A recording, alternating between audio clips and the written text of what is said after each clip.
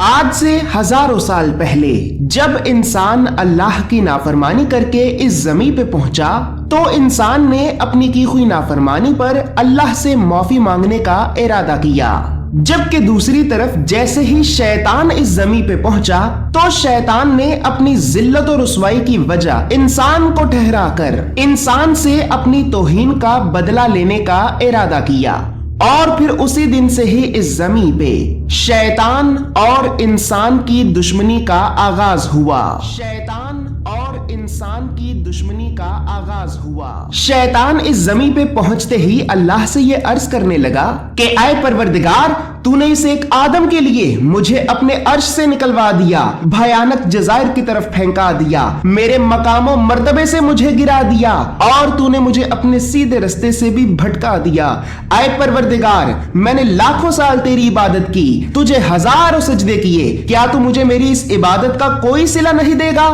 تو پروردگار نے کہا کہ اے شیطان، مانگ، کیا چاہتا ہے؟ تو شیطان نے کہا اے پروردگار، جس طرح سے تو نے مجھے اپنے عرش سے نکلوایا ہے، میں آدم کی اولاد کو جنت سے نکلوانا چاہتا ہوں۔ جس طرح سے تو نے مجھے بھیانک جزائر کی طرف پھینکایا ہے، میں آدم کی اولاد کو جہنم کی وادیوں میں پھینکانا چاہتا ہوں۔ جس طرح سے تو نے مجھے میرے مقام و مرتبے سے گرایا ہے، میں آدم کی اولاد کو تیرے دیے ہوئے اشرف المخلوقات کے مقام سے گرانا چاہتا ہوں۔ اور جس طرح سے تو نے مجھے اپنے سیدھے رستے سے بھٹکایا ہے، تو میں آدم کی اولاد کو تیرے سیدھے رستے سے بھٹکانا چاہتا ہوں۔ اے پروردگار، تو بس ایک مرتبہ مجھے آدم کی اولاد کو تیرے سیدھے رستے سے بھٹکانے کے لیے قیامت کے دن تک زندہ رہنے کی مہلت تو دے، اور پھر دیکھ لینا کہ تو آدم کی اولاد میں سے زیادہ تر لوگوں کو اپنا نافرمان اور میرا فرما بردار پائے گا۔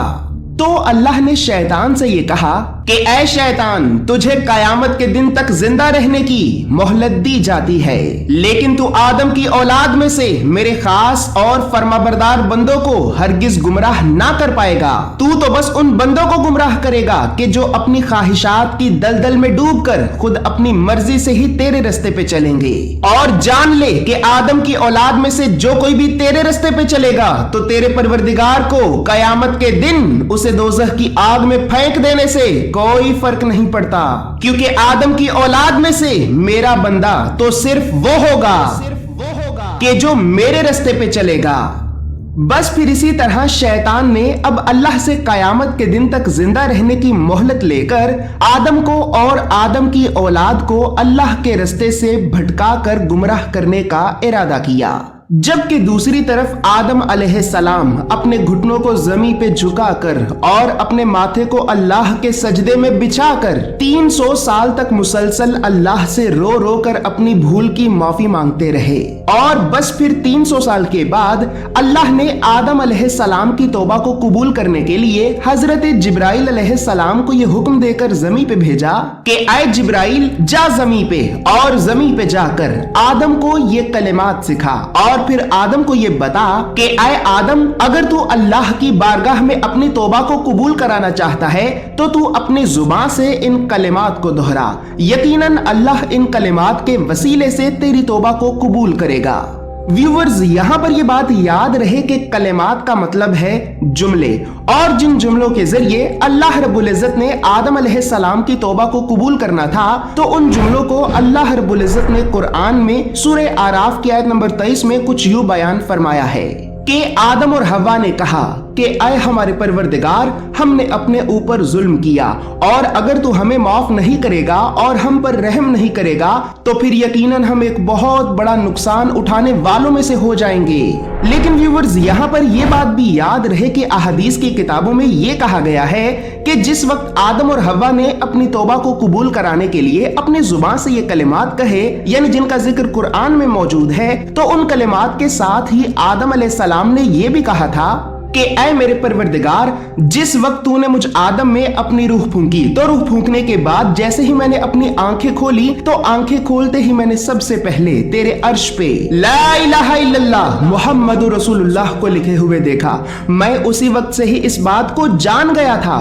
کہ جس کا نام تو اپنے نام کے ساتھ لکھنا پسند کرتا ہے، یقیناً وہ تیرا کوئی خاص محبوب ہوگا۔ میں تجھے تیرے اسی محبوب کا واسطہ دے کر اس کے وسیلے سے اپنی بھول کی تجھ سے معافی مانگتا ہوں۔ आए परवरदिगार, अगर अभी भी तूने हमें माफ ना किया तो फिर यकीनन हम एक बहुत बड़ा नुकसान उठाने वालों में से हो जाएंगे। व्यूवर्स, अल्लाह रब्बुल इज्जत ने आदम अलैहिस्सलाम की तौबा को हजरत रसूल खुदा जनाब मोहम्मद मुस्तफा के वसीले से ही कबूल किया, तो इस बात का जिक्र आज से करीबन 1000 साल से भी पहले लिखी गई हदीस की किताबों में मौजूद है, जैसे कि मुस्तदरिक अल हाकिम जिल्द नंबर 3 सफा नंबर 786 हदीस नंबर 4228। इसी तरह बिहारुल अनवार जिल्द नंबर 11 सफा नंबर 186, अल बिदाया वल निहाया जिल्द नंबर 1 सफा नंबर 135, अल मौजम अल औसत जिल्द नंबर 5 सफा नंबर 115 हदीस नंबर 6502, मजमू अल फतावा जिल्द नंबर 2 सफा नंबर 151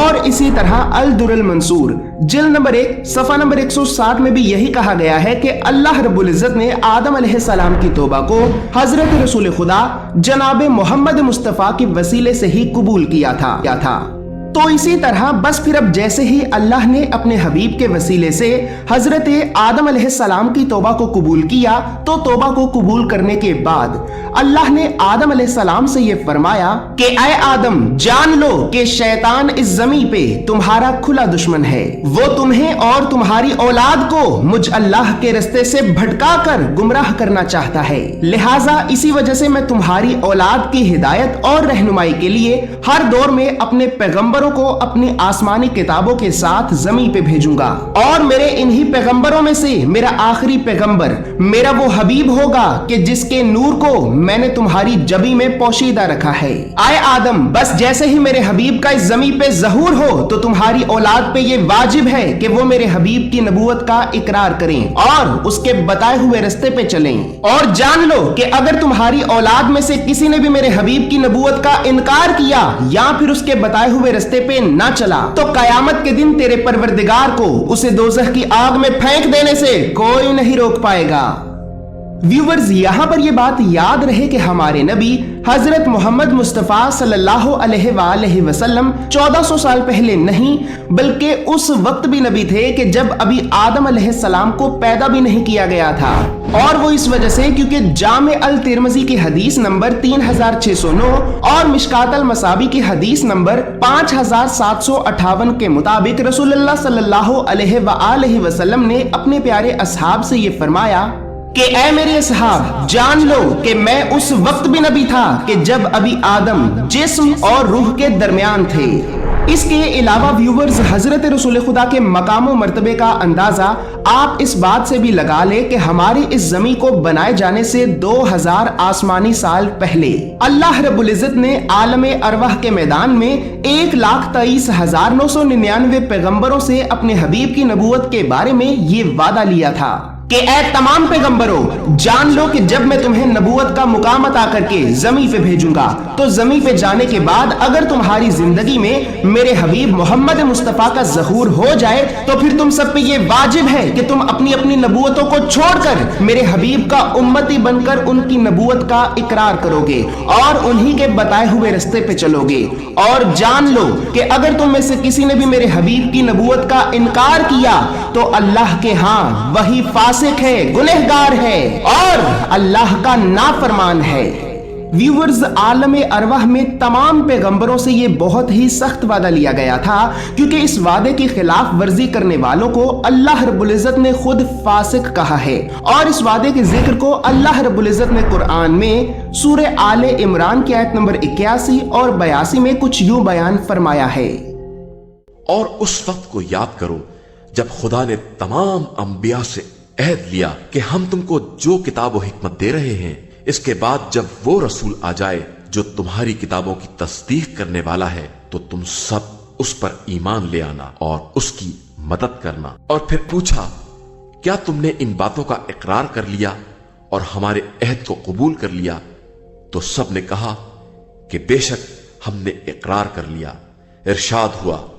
कि अब तुम सब गवाह भी रहना और मैं भी तुम्हारे साथ गवाहों में हूं। उसके बाद जो इनहराफ करेगा वो फासिकीन की मंजिल में होगा। व्यूअर्स याद रहे ये आम इंसानों से नहीं बल्कि तमाम पैगंबरों को कहा जा रहा है कि अगर तुमने हजरत रसूल खुदा पे ईमान ना लाया तो तुम फासिक हो जाओगे। फासिक अरबी जुबान का लफ्ज है और इसका मतलब है गुनहगार और नाफरमान। अब यहाँ पर हजरत रसूल खुदा के मकाम और मर्तबे को पहचानने के लिए कुरान की इस आयत को अच्छी तरह से समझना हमारे लिए बहुत ही ज्यादा जरूरी है। और इस वीडियो में जो आगे बातें आपको बताई जाएंगी तो उन बातों को भी सही तरह से समझने के लिए कुरान की इस आयत यानी सूरह आले इमरान की आयत नंबर 81 को अच्छी तरह से समझना हमारे लिए बहुत ही ज्यादा जरूरी है।